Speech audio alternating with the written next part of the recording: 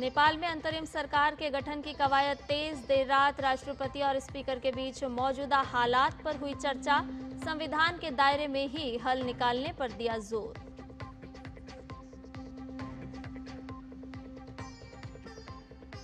Hong Kong open badminton tournament के पुरुष एकल क्वार्टर फाइनल में आज लक्ष्य सेन और आयुष शेट्टी होंगे आमने सामने। वहीं पुरुष युगल में सात्विक चिराग की जोड़ी भी खेलेगी क्वार्टर फाइनल मुकाबला।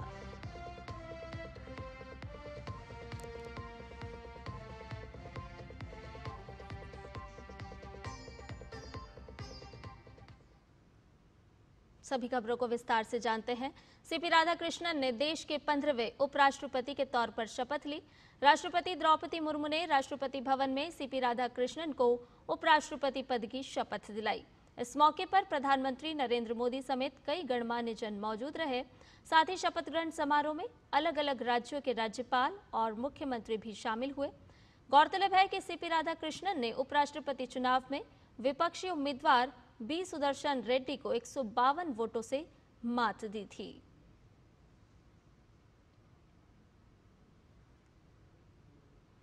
तो आज राष्ट्रपति भवन में उपराष्ट्रपति के शपथ विधि समारोह में प्रधानमंत्री नरेंद्र मोदी मौजूद रहे, रक्षा मंत्री राजनाथ सिंह मौजूद रहे, गृह मंत्री अमित शाह, साथ ही साथ पूर्व उपराष्ट्रपति भी इस शपथ ग्रहण समारोह में मौजूद रहे।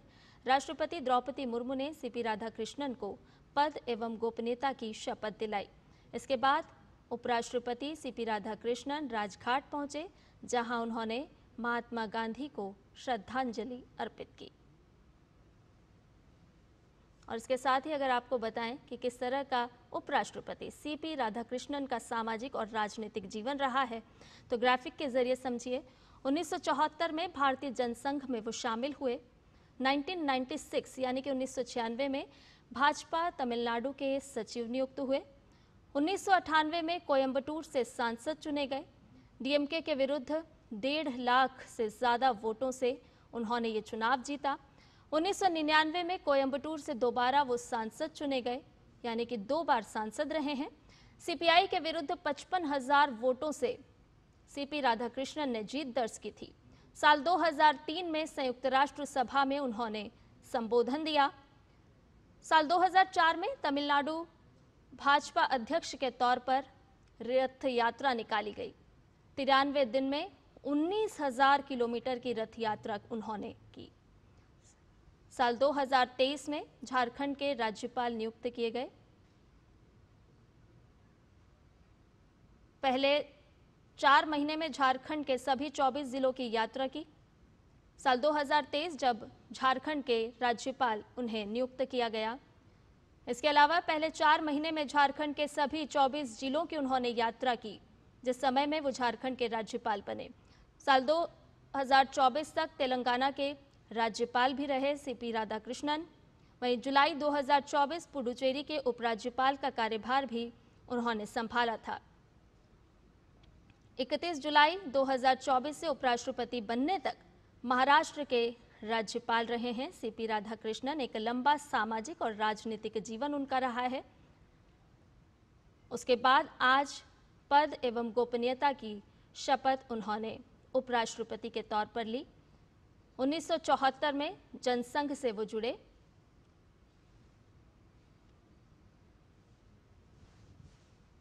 देश के 15वें उपराष्ट्रपति सीपी राधाकृष्णन, जिनका एक लंबा सफर है। डीएमके के विरुद्ध 1.5 लाख से ज्यादा वोटों से उन्होंने जीत दर्ज की थी जब उन्होंने चुनाव लड़ा। 1999 में कोयंबटूर से दोबारा वो सांसद चुने गए, 2 बार वो सांसद रहे हैं। उसके अलावा अलग अलग राज्यों में वो राज्यपाल रहे और उसके बाद उपराष्ट्रपति का निर्वाचन हुआ। उपराष्ट्रपति का चुनाव उन्होंने जीता और आज राष्ट्रपति भवन में राष्ट्रपति द्रौपदी मुर्मू ने सीपी राधाकृष्णन को उपराष्ट्रपति पद की शपथ दिलाई। साल 2004 में तमिलनाडु में भाजपा की तरफ से वो रहे। 93 दिन में 19,000 किलोमीटर की उन्होंने रथ यात्रा की। 2023 में झारखंड के राज्यपाल नियुक्त हुए। सीपी राधाकृष्णन खेलों में भी विशेष रुचि रखते हैं। देश के 15वें उपराष्ट्रपति बने हैं सीपी राधाकृष्णन। और तमिलनाडु की अगर बात की जाए तो दक्षिण भारत में भाजपा का प्रमुख चेहरा भी सीपी राधाकृष्णन को माना जाता है। वो शुरू से ही भारतीय जनता पार्टी के साथ जुड़े रहे। 31 जुलाई 2024 से उपराष्ट्रपति बनने तक महाराष्ट्र के राज्यपाल पद पर वो आसीन रहे। सीपी राधाकृष्णन दक्षिण भारत से आते हैं और भारतीय जनता पार्टी के वो तमिलनाडु में अध्यक्ष भी रहे। 1996 में भाजपा तमिलनाडु के सचिव के पद पर उन्हें नियुक्त किया गया। अगर दक्षिण भारत की बात की जाए तो भारतीय जनता पार्टी का एक प्रमुख चेहरा सीपी राधाकृष्णन रहे हैं। 1998 में उन्होंने कोयंबटूर से सांसद का चुनाव लड़ा। डीएमके के विरुद्ध 1.5 लाख से ज़्यादा वोटों से उन्होंने जीत हासिल की, जो बताती है कि उनका राजनीतिक कद किस तरह से रहा है दक्षिण भारत में। आज उपराष्ट्रपति पद पर सीपी राधाकृष्णन ने शपथ ली है। देश के 15वें उपराष्ट्रपति सीपी राधाकृष्णन, जिन्हें राष्ट्रपति भवन में आज पद और गोपनीयता की शपथ दिलाई गई।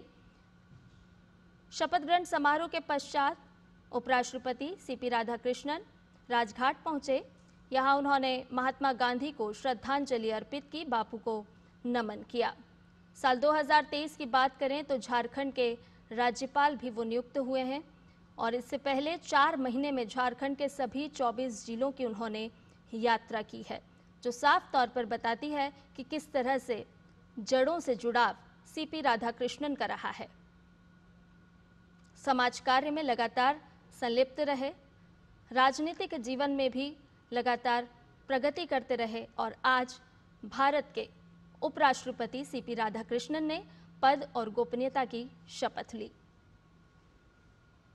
ताइवान के लिए पहले संसदीय प्रतिनिधि मंडल के तौर पर भी सीपी राधाकृष्णन पहुंचे।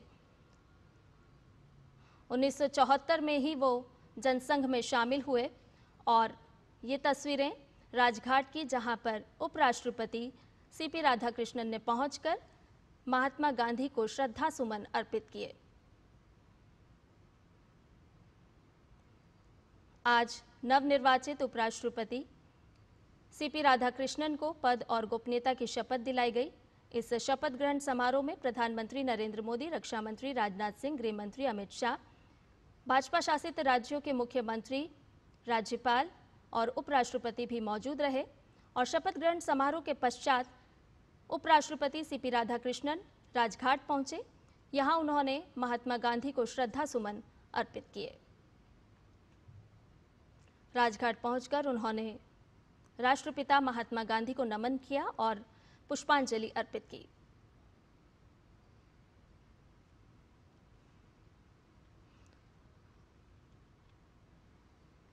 और ज्यादा अपडेट के साथ हमारे सहयोगी संवाददाता शैलेंद्र मिश्र हमारे साथ जुड़ गए हैं। शैलेंद्र, देश को 15वें उपराष्ट्रपति मिल गए हैं। आज पद और गोपनीयता की शपथ राष्ट्रपति द्रौपदी मुर्मू ने दिलवाई है। उसके बाद सीधे उन्होंने राजघाट का रुख किया है और अब से थोड़ी ही देर में हम सभी जानते हैं कि वो राज्यसभा के सभापति की भूमिका भी निभाएंगे और वो अपना पदभार भी ग्रहण करने वाले हैं।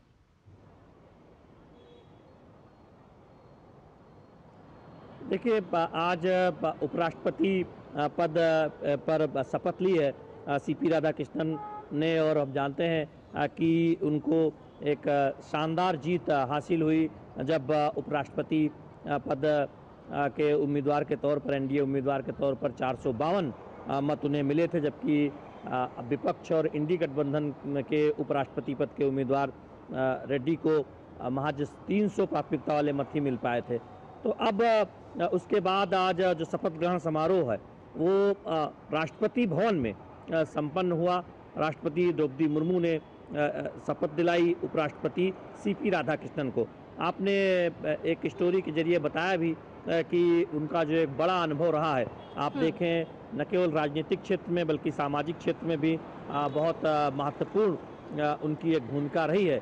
आरएसएस के समर्पित स्वयंसेवक से लेकर बीजेपी के एक समर्पित कार्यकर्ता, सांसद, विधायक और राज्यपाल की भूमिका उन्होंने बखूबी निभाई है। हम जानते हैं कि आप देखें कि महाराष्ट्र के गवर्नर के तौर पर वो काम करते रहे इससे पहले, और झारखंड में भी हमने देखा थी उन्होंने महत्वपूर्ण तौर पर सामाजिक रूप में काम किया और इस बात की बड़ी चर्चा होती थी। और आज जब वो राज्यसभा के सभापति के तौर पर भी अपनी जिम्मेदारी संभालेंगे, चूँकि हम जानते हैं कि देश के उपराष्ट्रपति का जो पद है वो राज्यसभा का सभापति भी होता है और उच्च सदन के संचालन की जो जिम्मेदारी है वो उपराष्ट्रपति के कंधों पर होती है, यानी राज्यसभा के सभापति के तौर पर। तो उसकी जिम्मेदारी भी आज राज्यसभा के सभापति पद की थोड़ी देर में संभालने वाले हैं सीपी राधाकृष्णन। तो निश्चित तौर पर ये एक बहुत महत्वपूर्ण पद है। हमारे जानते हैं कि संवैधानिक व्यवस्था में जब उच्च सदन के संचालन की जो जिम्मेदारी राज्यसभा के सभापति को दी जाती है, जो देश के उपराष्ट्रपति होते हैं, तो निश्चित तौर पर आज उन्होंने शपथ ली है। और जैसा कि आप बता ही रहे हैं कि वो राष्ट्रपिता महात्मा गांधी की समाधि स्थल पर पहुंचे हैं, राजघाट। तो निश्चित तौर पर हमने उनके राजनीतिक जीवन के बारे में देखा है सभी ने, जो उनके पास जो एक अनुभव रहा है। दक्षिण भारत से आते हैं, तमिलनाडु से आते हैं और निश्चित तौर पर उनके अनुभव को देखते हुए, उनकी जो एक सामाजिक जीवन को देखते हुए ही एनडीए ने उन्हें उम्मीदवार बनाया था, जिसका एक बड़ा समर्थन हमने देखा कि उपराष्ट्रपति चुनाव में उन्हें एनडीए और कुछ और सांसदों का हासिल हुआ। तो आज उस लिहाज से अब से थोड़ी देर में हम देखेंगे कि संसद भवन परिसर में राज्यसभा के सभापति यानी चेयरमैन के तौर पर भी अपनी जिम्मेदारी संभाल लेंगे। तो ये जो पूरी प्रक्रिया है, जगदीप धनखड़ के इस्तीफे के बाद नए उपराष्ट्रपति चुनाव की जो प्रक्रिया वो हमने देखा कि संपन्न हुई है और अब शपथ ग्रहण भी हो गया है राष्ट्रपति भवन में, जिसमें आप देखें तस्वीरों में कि देश के कई राज्यों के जो राज्यपाल हैं, उपराज्यपाल, वो भी इसमें उपस्थित थे। केंद्रीय मंत्री उपस्थित थे, गृह मंत्री अमित शाह, रक्षा मंत्री राजनाथ सिंह, जेपी नड्डा बीजेपी के राष्ट्रीय अध्यक्ष सहित तमाम इसमें हमने देखा कि देश के जो महत्वपूर्ण गणमान्य लोग हैं वो इस कार्यक्रम में उपस्थित थे। प्रधानमंत्री नरेंद्र मोदी, हमने देखा कि वहाँ पर अगर आप देखें सबसे जो प्रमुख गणमान्य लोगों में, उसमें प्रधानमंत्री नरेंद्र मोदी, केंद्रीय मंत्री अमित शाह, गृह मंत्री और इसके साथ साथ रक्षा मंत्री राजनाथ सिंह और कई राज्यों के राज्यपाल और प्रतिष्ठित लोग इस समारोह में उपस्थित थे। तो बहुत एक महत्वपूर्ण मौका होता है हम जब देखते हैं कि ये जो पूरी प्रक्रिया उससे आगे बढ़ाया गया है। अब इंतजार इस बात का है कि जब वो संसद भवन परिसर पहुंचेंगे और राज्यसभा के सभापति के तौर पर अपनी जिम्मेदारी संभालेंगे। जी बिल्कुल शैलेंद्र, इसके साथ साथ आपसे ये भी जानना चाहेंगे कि 152 वोटों से जब उन्होंने रेड्डी को मात देते हुए ये चुनाव जीता था, उस दौरान जब उन्होंने कहा था साफ तौर पर कि ये राष्ट्रवादी विचारधारा की जीत है, 2047 के विजन को लेकर के उपराष्ट्रपति सीपी राधाकृष्णन आगे बढ़ने की बात कहते हुए नजर आए।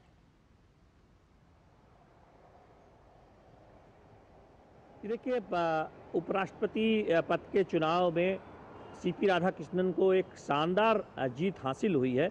इसमें एक तरह से देखें कि जो उम्मीद थी उससे भी अधिक प्राथमिकता वाले मत उन्हें मिले हैं। लेकिन एक बात यहाँ पर ये और है कि उपराष्ट्रपति का जो पद होता है उससे पहले भले ही अलग अलग दल और अलग अलग गठबंधन के उम्मीदवार मैदान में होते हैं, लेकिन जब उपराष्ट्रपति कोई चुन लिया जाता है, जब उसका शपथ ग्रहण हो जाता है, उसके बाद हम जानते हैं कि एक संवैधानिक पद है और उसके ऊपर एक बड़ी जिम्मेदारी होती है कि राज्यसभा के संचालन की, सफल संचालन की, जिसमें सभी को साथ लेकर चलना होता है, सभी दलों को, सत्ता और विपक्ष के दलों को साथ लेकर चलना होता है। क्योंकि संसद उच्च सदन में हमने देखा है कि ये जिम्मेदारी बखूबी राज्यसभा के जो पहले के सभापति रहे हैं वो निभाते रहे और उस उच्च परंपरा को आगे बढ़ाने का काम जो सीपी राधाकृष्णन जी हैं, जो अब हमारे उपराष्ट्रपति बने हैं, वो निभाएंगे और निश्चित तौर पर देश को उनके अनुभव का लाभ मिलेगा, उच्च सदन को उनके अनुभव का लाभ मिलेगा, क्योंकि वो राज्यपाल के तौर पर अपनी जिम्मेदारी बखूबी निभा चुके हैं। एक सामाजिक कार्यकर्ता, राजनीतिक कार्यकर्ता, सांसद के तौर पर, एक पार्टी के कार्यकर्ता के तौर पर इससे पहले देश और समाज को बेहतर तरीके से समझ चुके हैं। और हम जानते हैं कि आरएसएस के समर्पित स्वयंसेवक से उनकी जो यात्रा शुरू हुई वो निरंतर आगे बढ़ती रही है। तो निश्चित तौर पर भारत देश को इस बात का लाभ मिलेगा कि एक अनुभवी राजनेता अब एक संवैधानिक पद पर बैठकर, उपराष्ट्रपति पद पर विराजमान होकर राज्यसभा के सभापति के तौर पर उच्च सदन का सफलतापूर्वक संचालन करता नजर आएगा। तो निश्चित तौर पर ये एक अच्छी बात भी होगी कि हम जानते हैं कि भारत बहुत तेजी से आगे बढ़ रहा है प्रधानमंत्री नरेंद्र मोदी की अगुवाई में, और ऐसे समय में जब 2047 तक विकसित भारत में सभी के योगदान की अपेक्षा की जा रही है, और उच्च सदन की जो बहुत महत्वपूर्ण भूमिका है, राज्यसभा की जो महत्वपूर्ण भूमिका है, हाउस ऑफ एल्डर्स कहा जाता है, उसमें हमने देखा है कि ऐसी डिबेट्स होती है, ऐसी बहसें होती हैं जिससे एक संदेश निकलता है, और हमारे जो लक्ष्य हैं, भारत के तमाम जो दूरगामी लक्ष्य हैं विकसित भारत बनने में, या फिर तमाम लक्ष्यों को पूरा करने में, विकास के लक्ष्यों को या फिर सामाजिक जागरूकता के, उसमें सदन की बहुत महत्वपूर्ण भूमिका रहती है, चाहे वो लोकसभा की हो या राज्यसभा की हो। और कई बार तो हम देखते हैं कि ये ज़्यादा अपेक्षा की जाती है उच्च सदन के नेताओं से कि वो विधायी कामकाज के दौरान होने वाली बहस हो या फिर किसी मुद्दे पर सदन में चर्चा, उसमें ज़्यादा गंभीरता दिखाएं, क्योंकि उनके पास कहा जाता है ज़्यादा अनुभव रहता है, उसमें वरिष्ठ नेता आते हैं। तो ये एक कई बार हम देखते भी हैं कि बहुत महत्वपूर्ण और सारगर्भित चर्चा गंभीर विषयों पर होती है, और उसमें एक सर्वानुमति बनती है। तो निश्चित तौर पर सभापति पर जिम्मेदारी भी होती है, और सभापति को क्रेडिट भी जाता है कि जब राज्यसभा सफलतापूर्वक वहाँ संचालन होता है, और हम देखते हैं कि महत्वपूर्ण विषयों पर, विधायी कामकाज पर बहस होती है, चर्चा होती है, और सदन का कामकाज होता है। बिल्कुल शैलेंद्र, तो सीपी राधाकृष्णन जो अब देश के 15वें उपराष्ट्रपति हैं, उनके अनुभव का लाभ पूरे देश को मिलता हुआ नजर आएगा। और जिस तरह से आप बता रहे थे कि वो ज़मीन से जुड़े हुए हैं, तो निश्चित तौर पर उनके सामाजिक और राजनीतिक जीवन जिस तरह से रहा है, वो देश के लोगों के लिए, देश के हित के लिए निश्चित तौर पर काम आएगा। बहुत बहुत शुक्रिया शैलेंद्र, तमाम जानकारी हमसे साझा करने के लिए। और फिलहाल रुकने एक छोटे से ब्रेक के लिए जल्द हाजिर होंगे। सस्ते वाले दाल मसाले स्वाद हुआ बेकार, MDH की हल्दी मिर्ची धनिया करे कमाल, ये रंग दे, ये खुशबू दे, ये तीखा, ये कम पड़े, क्या निराला MDH मसाला। सुनो, एक अच्छी इंश्योरेंस पॉलिसी AI से पूछते हैं। एक ऐसी पॉलिसी जिसमें प्रीमियम पेमेंट हो लिमिटेड पर इनकम आती रहे लाइफ टाइम। LIC का जीवन उत्सव। एक ऐसी पॉलिसी जो दे होल लाइफ इंश्योरेंस कवर भी। LIC का जीवन उत्सव। वाह, चलो तो LIC